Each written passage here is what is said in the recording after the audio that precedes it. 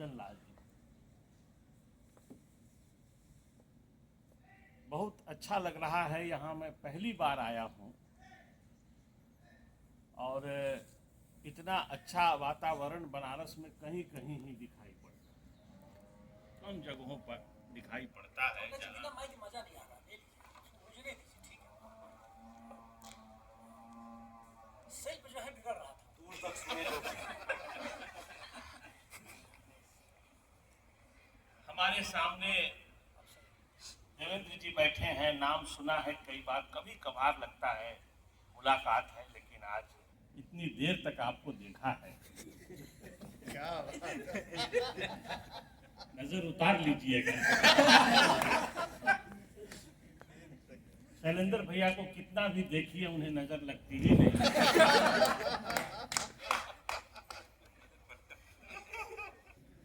और बहुत सारे हमारे प्यारे विद्यार्थी, कुछ का नाम लूं कुछ का न लूं तो अच्छा नहीं लगेगा। और पथिक जी की कविता सुनी, आर्यपुत्र की बातें सुनी, बहुत अच्छा लगता है कि विद्यार्थी और अध्यापक के बीच में कुछ ऐसे लोग भी हैं जो अध्यापक बनने की तरफ उन्मुख हैं। उनमें आर्यपुत्र दीपक हैं, पथिक हैं, और अक्षत को सुना है मैंने, वो एक शुभम है। इन लोगों को सुन करके बहुत अच्छा लगता है कि आपकी ट्रेनिंग चल रही है और यहाँ भी जो आप सुन रहे हैं इतनी देर तक बैठे हुए हैं और सुन रहे हैं, ये ट्रेनिंग भी खाली नहीं जाएगी। ऐसा नहीं समझना चाहिए विद्यार्थियों को कि हमारा समय बर्बाद हो रहा है। ये हम लोग जानते हैं, हम लोग उस दौर से गुजर चुके हैं और ये जो एहसास आपके भीतर धीरे धीरे समा रहा है वह आपको बहुत परिपक्व करेगा। आज जिस विषय पर यह कार्यक्रम आयोजित हुआ है, विद्यार्थियों के मन में वह बात शायद साफ हो गई होगी, इतनी सारी बातें हुई हैं अब तक, कि जो शिल्प बनता है, जो कलाएं हैं, खासकर मूर्ति कला, और आज का जो संदर्भ है वह है कि रेत पर बनी हुई जो कलाएं, रेत से बनी हुई जो कलाएं, उन सबका कविता से एक संबंध श्री प्रकाश जी ने खोजा है। पहले के कुछ कवियों ने भी खोजा है, रेत की बात, बालू की बात, संस्कृत के कवियों के यहाँ भी मिलती हैं ये चीजें, और हिंदी के भी कवियों के यहाँ ये चीजें मिलती हैं। लेकिन इस मामले में श्री प्रकाश जी पहले कवि हैं जिन्होंने इतनी सारी कविताएं रेत से जोड़ करके, रेत को प्रतीक बनाकर, विषय बनाकर, बिंब बनाकर, कविता के जितने उपकरण हो सकते हैं जो उनसे नियंत्रित हो पाए होंगे, उन सब का उपयोग करके उन्होंने रेत से कविता का निर्माण किया है। यह एक उपलब्धि उनकी है। इस उपलब्धि को प्राप्त करने में उनकी काव्य क्षमता का तो अपना महत्व है ही, लेकिन मदन लाल जी और मदन लाल जी के से जुड़े हुए जो कलाकार हैं, उनकी उपलब्धि को अलग से दिखाना करना चाहिए।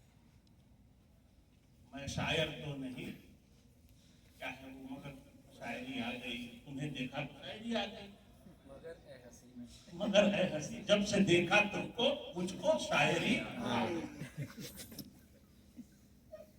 तो आप हसीना है, कला को देख कविता पैदा होती है।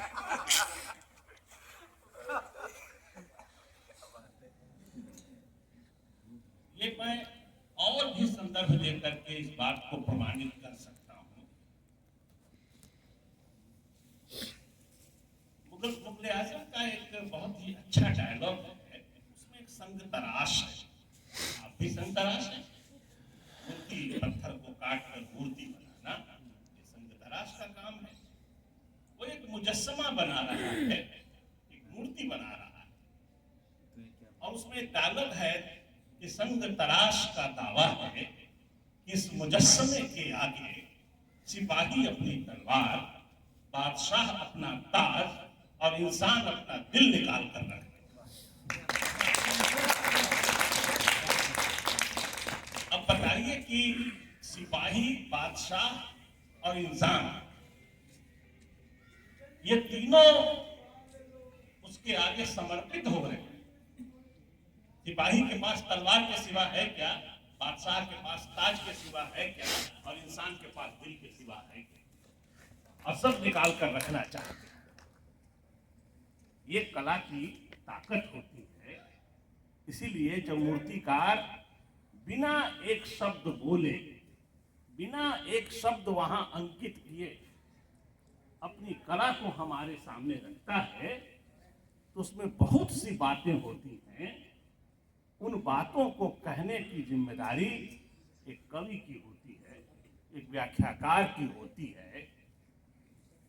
गालिब का एक शेर है कि महबूब सोया हुआ है, उसके पांव बड़े सुंदर लग रहे हैं,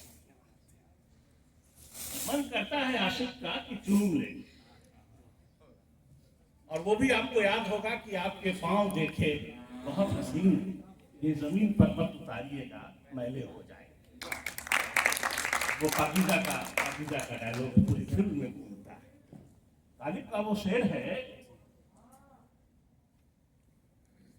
ले तो लूं सोते में उसके पांव में बोसा मगर, ले तो लूं सोते में उसके पांव में बोसा मगर, ऐसा होने से वो काफिर बदगुमा हो जाएगा। क्या बात है। उसको ये न लगे कि मैं बुत परस्ती कर रहा हूं, बुत परस्ती का इल्जाम एक मुसलमान पे लग जाए तो बहुत बड़ी बात हो। इसलिए मैं उसे बोसा नहीं दे रहा हूं। लेकिन आप सोचिए कि किसी के पांव इतने खूबसूरत कि बोसा लेने का मन कर रहा है, और वो परस्त होने का इल्जाम भी अपने सर लग जाए, तब भी कोई बात नहीं है। बोसा तो लेने की तमन्ना मन में जगी रही है, ले या ना ले। और आपके पांव देखें इतने हसीन है, इन्हें जमीन पर मत उतारिएगा, ये भावना आ रही है मन में। वो पांव को आज न कल बदसूरत हो जाए, खत्म हो जाए, उसे बचा के कौन रखे? उसे दो चीजें बचा सकती हैं, एक मूर्ति कला और दूसरी कविता कला। इन दोनों के मिलान पर आज हम लोग बात करने के लिए यहाँ आए हैं। इसके पहले भी पटना के कवि हैं विनय कुमार जी, उन्होंने यक्षिणी नाम का एक काव्य पूरा का पूरा लिखा, और वह जो यक्षिणी मूर्ति कला का अप्रतिम उदाहरण है। उस यक्षिणी की खूबसूरती, उस यक्षिणी की उस मूर्ति में जो भी बातें हो सकती थी, जो भावनाएं पैदा कर सकती थी, वो मूर्ति, उनको लेकर के उन्होंने ढेर सारी कविताएं पूरी की पूरी किताब में बनाई है। यक्ष की वो यक्षिणी है, शायद वो कालिदास वाले मेघदूत वाले यक्ष की यक्षिणी है। उसका यक्ष पता नहीं मिला था या नहीं मिला था, लेकिन उस यक्षिणी को एक कवि मिल गया जिसने उसे बहुत बरस के बाद, कई शताब्दियों के बाद उसे कविता में अमर करने का काम किया। कला कभी कभी कुछ कहती नहीं है, और इसका उपयोग कवि भी करता है, और भाष्यकार छोड़ देता है, भाष्यकार पर छोड़ देता है। जब आप दिमाग लगाइए इसकी क्या क्या खूबसूरती है। मुझे बिहारी का एक दोहा इस कार्यक्रम के आने से पहले बार बार याद आ रहा था कि देखिए, शरीर की सुंदरता, शरीर की अदाएं मूर्ति कला में खूब आती है। शरीर कितना सुंदर हो सकता है, इसकी सबसे अधिक अभिव्यक्ति कहीं होती है तो मूर्ति कला में दिखाई पड़ती है, चित्रकला में दिखाई पड़ती है। वो चीज मूर्ति कला में मुझे लगता है कि वो चित्रकला की तुलना में ज्यादा बढ़िया से सटीक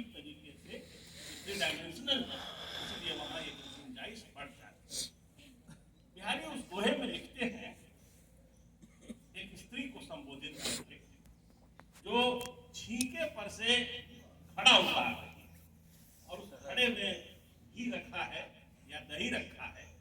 दहेड़ी शब्द है, दहेड़ी माने जिसमें दही रखते खड़े में, और वो ऐसे दोनों हाथ ऊपर करके उसको उतार रही है। जरा सा ऐसे घड़े को उठा लिया है तो जाहिर सी बात है वो भारी है।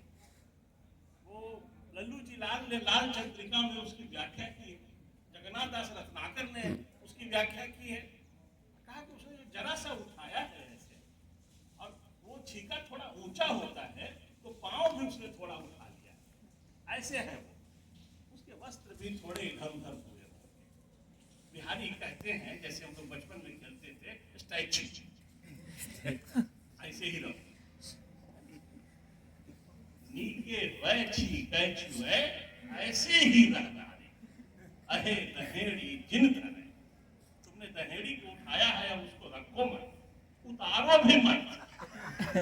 अहे दहेड़ी जिन धरे जिन तो ले ही उतारी, नीके वैछी कैचु है ऐसे ही रहना रे। ऐसे रहो। हम फोटो हम मूर्ति बनाएंगे, प्रकाश कर रहते तो हम लोग कहते बगल में आइए खड़े।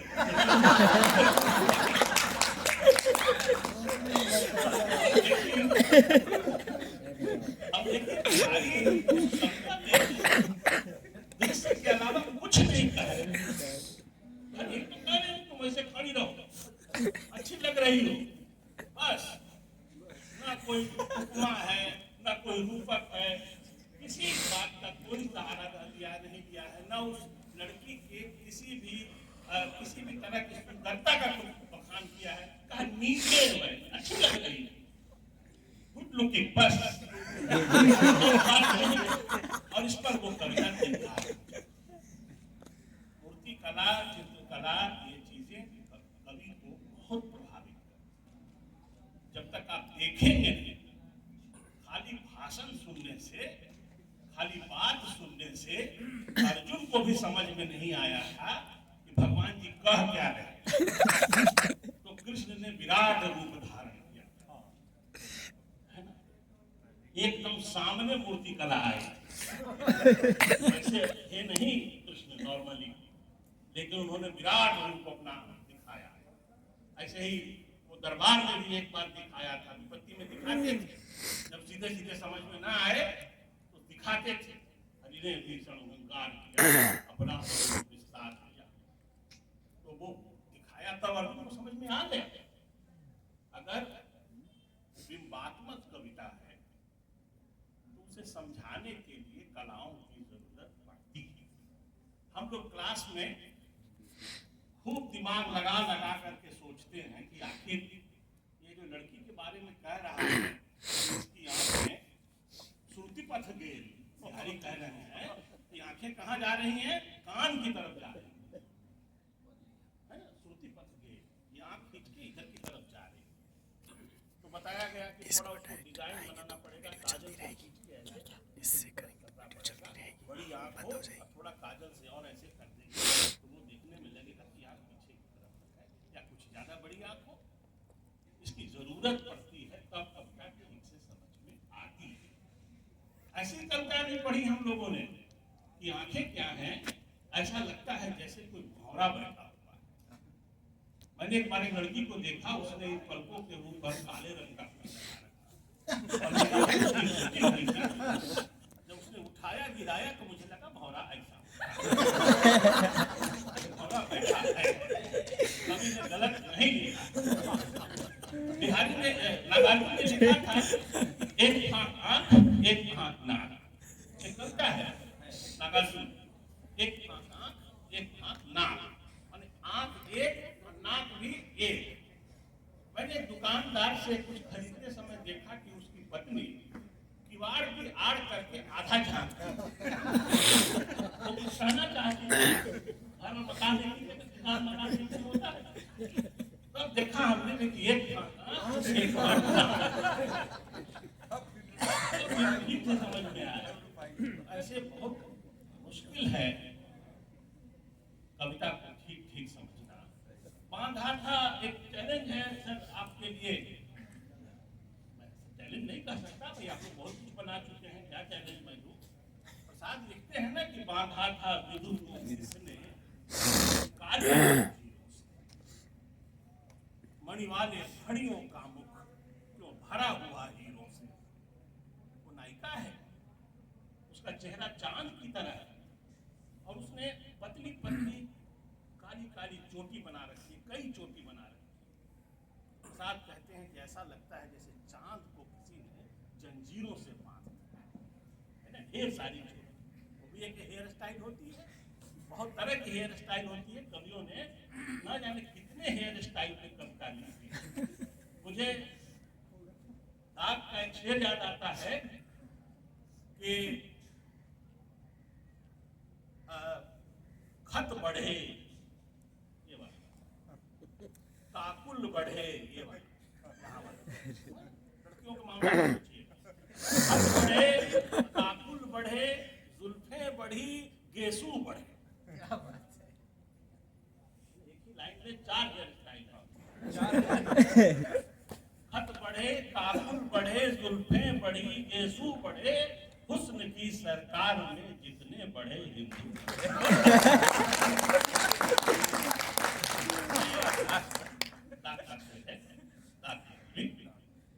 थोड़ा नीचे थोड़ा सा पॉलिटिकल मीनिंग है, लेकिन ऊपर इतनी चीजें हैं। अब ये बताइए किसी को समझाना हो कि भाई खत, ये सब कैसी कैसी चीजें होती हैं, तो आपको वो हेयर स्टाइल दिखाना पड़ेगा।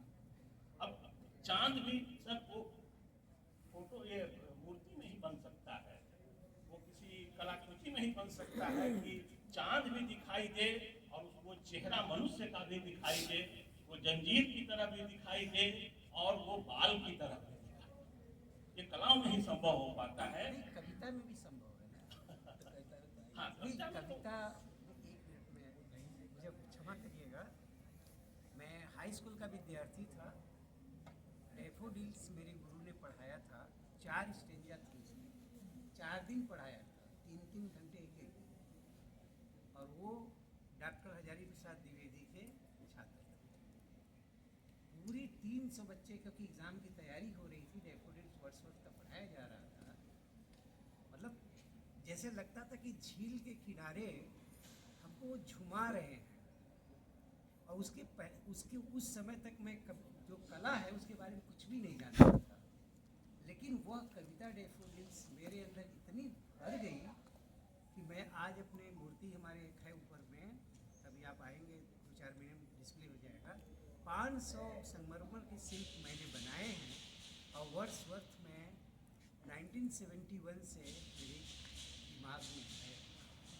तो कविता को मैं पहले मानता हूँ, उसके बाद कला को मानता हूँ।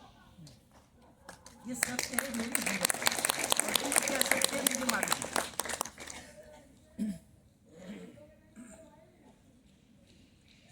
कविता की बहुत सारी बातें जब दूसरे रूप में हमारे सामने आती हैं, कला माध्यमों में आती हैं, तब हम उन चीजों को और भी ठीक से समझ पाते हैं। बहुत सारी बिंबधर्मी कविताओं की चित्रकला में उसकी प्रस्तुति होती है, तब वो चीज और अच्छे से समझ में आती है। महादेवी ने पूरा का पूरा अपना संग्रह ही निकाला था, जिसमें एक एक कविता पर एक ये सब बातें कहने के बाद मैं प्रकाश शुक्ल जी की एक कविता की चर्चा शिल्प के संदर्भ में करना चाहूंगा कि शिल्प कला और कविता, इनका संबंध बहुत पुराना है। और प्रकाश जी रेत को एक नया माध्यम बना करके अपनी बात कह रहे हैं, यह उनका नयापन है। और इस नयापन में वे शिल्प कला से क्या लेते हैं और शिल्प कला को क्या देते हैं, इसी बात को सुनने और कहने के लिए हम लोग यहाँ आज इकट्ठा हुए हैं। तो मैं इसके बारे में बस 2-3 बातें कहना चाहूंगा कि पहली ही कविता है जिसकी चर्चा बार बार हुई, मैं भी उसी की चर्चा कर रहा हूँ कि जिस समय गंगा के ठीक वक्ष पर चमक रहा था आकाश में सरकता सूरज, बालू को बांधने की हरकत में कलाकारों का अनंत आकाश धरती पर उतरने की कोशिश कर रहा है। कला अपना शिल्प रच रहा है, कलाकार अपना शिल्प रच रहा है वहां पर, लेकिन कवि उस शिल्प पर जब कविता कह रहा है तो कह रहा है कि कलाकार अनंत आकाश को लेकर नीचे आ रहा है। अगर आप कलाकार से पूछिए कि क्या आप अनंत आकाश को लेकर नीचे आ रहे हैं, तो वो कहेगा कि पता नहीं, सही बात। लेकिन कवि को ये चीज दिखाई पड़ रही है, मतलब शिल्प से कविता जन्म ले रही है और कविता उस शिल्प की व्याख्या भी कर रही है। यह श्री प्रकाश जी इस कविता में, इस पूरी किताब में कई तरह से करते हैं। अब फिर देखिए शिल्प जो डायरेक्ट दिखाई दे रहा है, धरती जिस पर आकाश से गिराए गए बमों की गूंज, जहां अभी अभी सद्दाम को फांसी दी गई, जहां निठारी कांड से निकलने वाले मासूम खून के धब्बे अभी सूखे भी नहीं थे, काशी के कलाकारों ने अपनी आकृतियों में एक रंग भरने की कोशिश की थी, लगभग नीला रंग। पूरी घटना को कलाकारों ने रेत में उतार दिया और एक रंग सेलेक्ट किया जो कवि को दिखाई। जरा मिलाइए, बमों के गिरने से जो कुछ जला है उसे नीला रंग प्रतीत कर रहा है। फांसी देने से जो मौत हुई है उस मौत को नीला रंग प्रतीत कर रहा है, और निठारी कांड में मासूम बच्चों के जो खून बहे हैं उस सूखे हुए खून के धब्बों को भी जो बहुत गहरे हो गए हैं उन्हें भी नीला रंग प्रतीत कर रहा है। यह नीला रंग बम को, फांसी को और खून को, इन सबको वहां पर दर्शाने का काम कर रहा है। कलाकार को बोलना नहीं, कलाकार को तो व्यक्त करना है अपने माध्यम से, शब्द का सहारा उसे नहीं लेना है। तो वो रंगों के, रेखाओं के, ऊंचाई से, नीचाई से, गहराई से, इन सब से अपनी बात कहने की कोशिश करता है। लेकिन कवि यहीं रुकेगा नहीं। अब कवि देखिए कैसे इस चीज को आगे बढ़ा रहा है। उसने शिल्प से कविता ली और कविता में उस शिल्प को कैसे आगे बढ़ा रहा है। वो कहता है नीले रंग के बारे में कि इस रंग में छाही से लेकर निठारी तक का ढंग है। छाही एक गांव सारनाथ के पास जहां किसानों ने, और निठारी जहां पर बच्चों की हत्या की गई, आत्महत्या से लेकर हत्या तक की कथा ये नीला रंग अपने भीतर समेटे हुए। 80 से लेकर मणिकर्णिका तक की चाल थी। 80 घाट पर जीवन है और मणिकर्णिका घाट पर मृत्यु है। जन्म से लेकर, जीवन से लेकर के मृत्यु तक को यह रंग रूपायित कर रहा है। जीवन से लेकर जीवन तक का प्रवाह।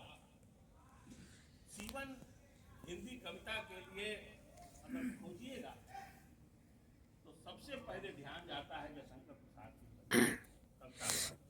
जीवन को उधेड़ कर देखोगे तुमने एक कविता की। जीवन की तहदार, तो जीवन सिलाई कर करके हम जीवन की तहों को बचाते हैं। और सीवर उच्छिष्ट से लेकर के जीवन की तहदार पर तक को कवि इस कविता में लाना चाहता है और बताना चाहता है कि ये जो बम गिरे हैं इराक पर, ये जो सद्दाम को फांसी हुई है, वो केवल एक देश और एक व्यक्ति का मामला है। वह मामला केवल मृत्यु का नहीं, वह मामला जीवन का, वह मामला केवल निठारी के बच्चों का नहीं है। वह इतना सीवर भर गया है, इतना उच्छिष्ट चारों तरफ भर गया है, इन सब की तरफ वो याद दिलाना चाहता है। मेढक से लेकर मगरमच्छ तक की आवाजाही है। मेढक और मगरमच्छ जैसे प्रतीकों को ला करके कवि आप हमारा ध्यान कई तरफ ले जाना निर्जीवता का प्रतीक है तो मगरमच्छ क्रूरता का प्रतीक है। और इस तरह से यह कविता केवल शिल्प का अनुकरण नहीं कर रही, केवल शिल्प तक रुक नहीं जा रही, यहाँ जो देखा उसको चुपचाप वैसा ही का वैसा लिख दिया, आगे बढ़ने की कोशिश है। और अंतिम बात ये इस कविता में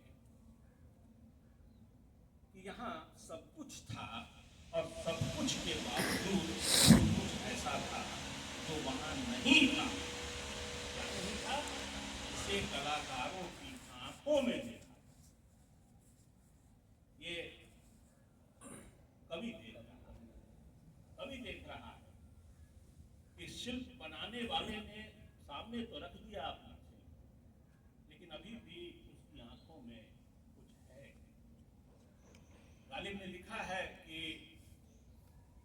खत को लेकर के वो आया है, खत लाने वाला, लेकिन कुछ संदेश लगता है कि उसकी जुबान पर भी है। कुछ संदेश, मैं जरा वो शेर जरा भूल रहा हूँ, तो खत देख के खत मुंह देखता है नामा, कुछ तो पैगामे ज़बानी और है। देख के खत मुंह देखता है नामा, वो खत दे देता है और मेरा मुंह कुछ तो पैगामे ज़बानी और है। उसके ज़बानी मौखिक रूप से भी कुछ उसके पास है जो मुझे देखना होगा, सुनना होगा। तो कलाकारों की आंखों में उस शिल्प को पढ़ना, ये कौन पढ़े? ये कोई आंखों की भाषा पढ़ना आसान नहीं। किताबें बहुत सी पढ़ी होंगी तुमने, मगर कोई चेहरा नहीं आसान नहीं होता है। इसके लिए कवि जैसा हृदय होना होगा, जिन आखिन ने की पीर तकी, समझे कविता घन आनंद की, जी दिए नाखिन ने की पीर तकी, जिसके पास वो निगाह